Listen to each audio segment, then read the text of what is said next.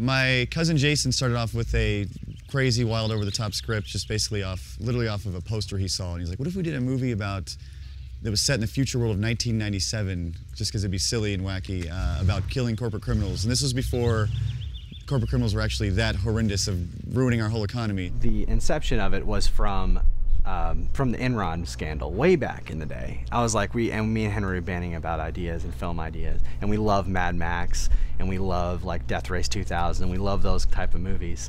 And we're like, let's make a kick-ass action movie that's, you know, starring this, you know, drifter, man with no name kind of character who's going around killing these guys. It's the story of a world gone mad after corporate warfare. The corporations of the world have created all kinds of weaponry and basically destroyed each other and the regular way of life. And so there are these individuals called bounty killers who seek out those corporate criminals. We made a cartoon first of this very violent, crazy, wild action movie. And we tried to pitch that around for a while, and then we decided, let's just make it a movie. Let's go to the original idea, and we made a short. When we made the short, there was just a very small crew with no budget. And we wondered, like, how are you going to make this? This is way too ambitious.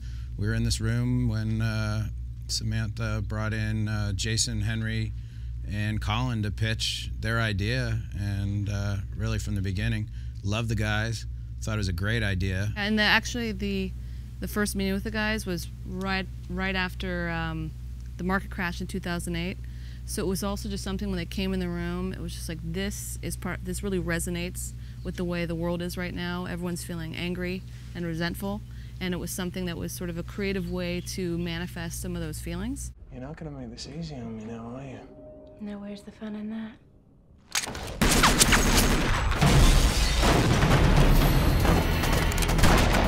Get the box, Jack!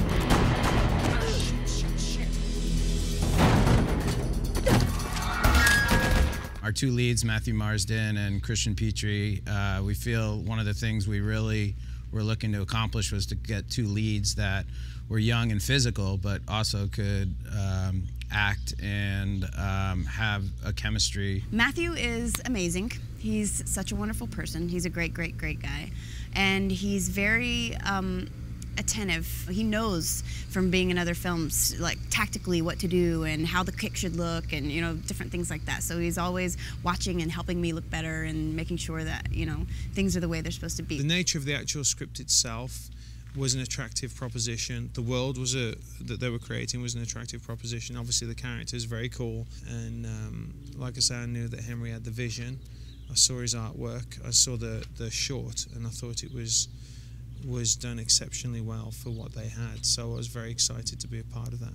And then there is the ridiculously smoking hot Christian who plays Mary Death. Christian moved here a few years ago with her daughter in tow, with the dream of becoming a screen actress. And she submitted herself on Actors Access every day for 2 years before she got a call in to come and meet with Peter Pappas, our casting director. When I went for the audition, I prepared, and we did a scene with Greg Gunny where I get in a knife fight, and, you know, the sides are like, you know, she whips out a knife and blah, blah, blah, and I was like, all right. So I brought a real knife, whipped it out, of course, and when I slated for the tape, I accidentally said, I'm Christian Petrie, and I am Mary Death. And instead of I'm reading for Mary, because I think I was so nervous that I just messed it up, but they were like, when we heard you say, and I am Mary Death, and just not even flinch, we were like, oh my God. And then you have this crazy kid, Barrick, who is super funny, super charming. They put Barrick really through the ringer because, again, he did the short, but they saw a lot of other people and eventually went back to him because he's perfect for the role. And you know, we started on the first day, and this is the case with everyone on this. On the first date, we were riffing, taking the piss out of each other, you know, giving each other a hard time, and you know that it's going to be a good shoot when that happens. It's a fun story. There was another actor originally in the part, and for whatever reason it didn't work out. And then a dear friend of mine, Matthew Lillard, was meant to play the part, and he is off in New York promoting his directorial debut.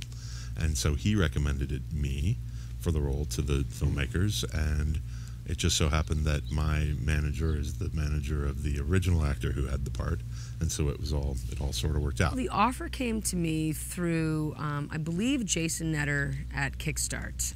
I'd worked with Jason on a TV project that we did called Painkiller Jane. So I think when Jason read the script, he thought that I would make a great Catherine. I got a phone call, an email actually, from like my agents asking if I would be interested in the script, and when I read it, I was like, yeah, duh. How are you, sir? Good, how are you? I'm good.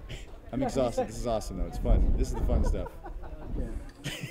Henry, the director, and I, we grew up together. We're cousins, but we're more like brothers. And we've, drew comic books when we were little. We, played and made little movies, and so when he went to college, I went to the same college, and we've always wanted to make movies together. For me, the producing side has mostly been keeping Henry sane. The man is a creative genius. We met probably about 10 years ago when we were all running coffee together on the CBS Radford lot, and we teamed up and started making some short films and a couple of music videos. He's a super talented graphic artist, and that's the world he comes out of. That's how he got his foot in the door in the film business. He's funny and loose and lets us play around and improvise, and I get a kick out of that. Henry doesn't understand that there's a budget and there's a certain amount of time, so you can only make this much movie. He wants to make this much movie, and somehow he does it. He's always having fun. It doesn't matter if it's been a 14-hour day and we're losing sunlight and everyone's bloody. Henry's still smiling. He's still having a good time, and so you just can't help but be on board with him. It's been the most fun I've ever had in my life. I have an insane crew who's jumping and running like you've never seen. We've got these incredible sets all over the place, and all the actors are bringing it 100%. All the crew is bringing 100%. So it's basically a dream come true. So is it true? Are you Francis Gorman? Well, I could tell you I was innocent, but you'd assume I'm lying. Never trust a caller, I taught you that. From an acting perspective, playing a character like this, it's a lot easier than what one would think, because we had a really extensive backstory that was plotted out for us by the writers. We did change at one point. He was Texan, and then we decided that we were going to change him to be British. Well, the director changed it. Mary is extremely independent. She was sort of raised herself. She was raised by gypsies, but she's always been her own person and always stuck out from them, and has decided that she wants to join the Bounty Killers in helping put the world back together and make it a better place. She's who probably every woman wishes she could be, strong and sexy and independent, and yet there's a vulnerable side to her that she tends to hide. I just wanted to say I'm the best gun caddy ever. If you would just give me one chance to prove it. Bloody hell, kid. A goofy guy, he's a loser, and for some reason he's completely enamored with the Drifter, with Mary Death, with Bounty Killers, this life of action and constant death and dismemberment, and he wants so badly to have a part of it. I basically play Jack LaMon's like a very brave, dumb 7-year-old boy. Jimbo is what they call a coyote. He runs corporate refugees across the Badlands to get away from the Bounty Killers on a good day, and he's the best there is at what he does. Catherine is a very colorful character, shall we say. She's got a very large personality. She and Drifter had been married at one point when he was Francis Gorman, and she kind of took over his airplane company and manipulated it to use to her advantage. Mocha is the queen of the gypsies. She is fierce. She is scary. Certain things resonates with me with Mocha. Like, there's that rebellion. This would have been a great place for me when I was 16. You know what I mean? Like, this would have been my dream location. And I think there are still people who want to live that way. You want to think that there is a place that you can go that nobody can tell you what to do. There there is no law. Stylistically, the way I approached the design, you know, Henry said to me very few things, but he said, I want the heroes in this movie to look so cool that kids dress up as them for Halloween. Mary Death is, again, she's a superhero. So Henry said to me, okay, her dress is got to be the combination between a race car and a late 60s stewardess, a la Pan Am. I love 60s mod and, you know, late 60s, early 70s kind of looks. It's just kind of brainstorming and throwing together just different iconic women of that time, and Sophia Loren and, you know, the like, and just kind of putting your twist on it. That this girl's a killer. She's a badass. Gypsies. I was told by Henry he wants these gypsies to be Dia de los Muertos makeup with crossed with rockabilly. What would they actually be wearing? Because they would have gone into a town, taken apart the cars, or gone into homes and stolen fabrics or items or jewelry, whatever, and made it into their clothes. So we literally went to a junkyard in North Los Angeles and dug through old broken down cars. It's taken a lot of work to get Mocha's look down. We had a few test makeups that we had to do just to see which way we wanted to go with certain styles for the Day of the Dead look on her.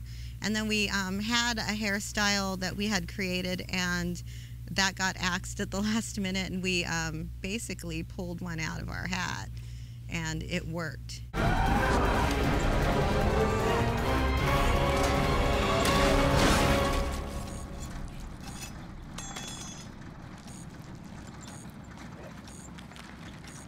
I watched a gentleman get his head cut in twain right in front of me, hence all the blood. And Henry, the director, just wants more blood and more blood. And then there's already a split head with all like fake brains and muscles coming out. And he's like, it's not enough, more blood. And it still wasn't enough. And they're pumping it, and the floor is covered with blood. And then he goes to the fridge and gets a bunch of like roast beef, thinly sliced roast beef. And he's slopping it in there, and it was disturbing.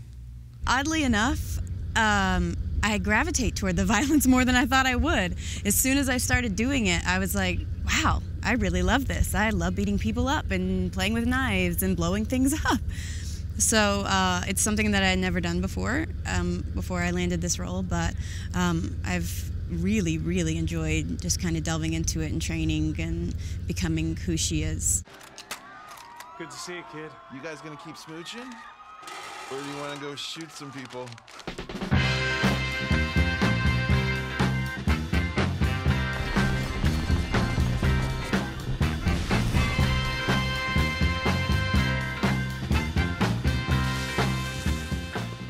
Audiences can expect to go on an adventure. They're going to fall in love with these characters. They're going to go on an adventure, and then they're going to walk out wanting more. It's going to take people back to the sort of classics of the 70s and 80s, like Death Race 2000 and the Roger Corman movies. And if you're a fan of those sorts of things, you're going to get a kick out of Bounty Killer. I want to blow people's minds with the genre and the world, and I really don't have any question in my mind that will happen, because we're working with creative geniuses all around. People should come see this movie because it's the only way you can get against those corporate criminals, because none of them are going to jail, and we're killing them all. I just hope they just come along for the ride, you know, and they have as good a time as I've had making it. If I could say anything to the hardcore fan, I guess I would say, please make them make another one of these and have me in it. I mean, because that will be my payday, okay? I'm not doing this for much money, but if we do another one, I could get like a whole trailer to myself, okay? I could pay rent, right? Probably shared too much, but pretty sure if we make a sequel, I could get a girlfriend. Right? You think so? Nope. Okay. Well, then I don't. Then this interview is over.